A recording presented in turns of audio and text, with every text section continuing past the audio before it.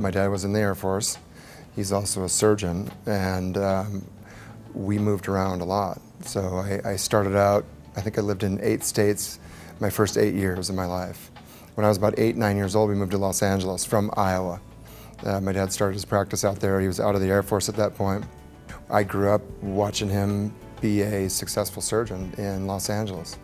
Despite him being a surgeon, he encouraged both my sister and I to look at other things. And so I went and got a business degree in San Diego, and I worked there for a while afterwards. I did some finance, and I also did some internships that involved taking care of some people in San Diego that didn't have resources that a lot of us do.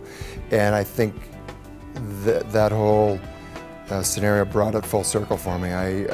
There's more to it than that, but I wanted to come back and give medicine a chance.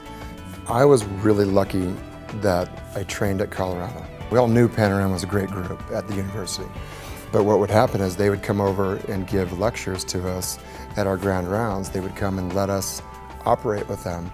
I was always fascinated that a guy in private practice who doesn't have to do that at all would take the time to teach.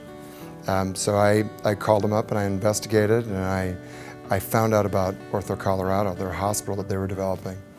I found out the way they run their surgery centers, and I thought, this is literally the most well-run practice in the city.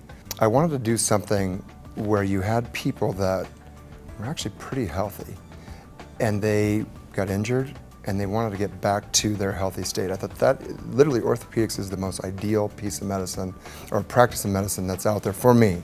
Foot and ankle, though, is also really interesting because it is what we walk on, and there is no break from it. So my fellowship that I did out in California was focused on where people had biomechanical issues that were significant, and such as a flat foot or a club foot or cerebral palsy, or things that these kids, there's no way they're going to walk unless you can rebuild it. And I think that's a big part of my practice now. I'm married. I have a wonderful wife. I have 3 kids.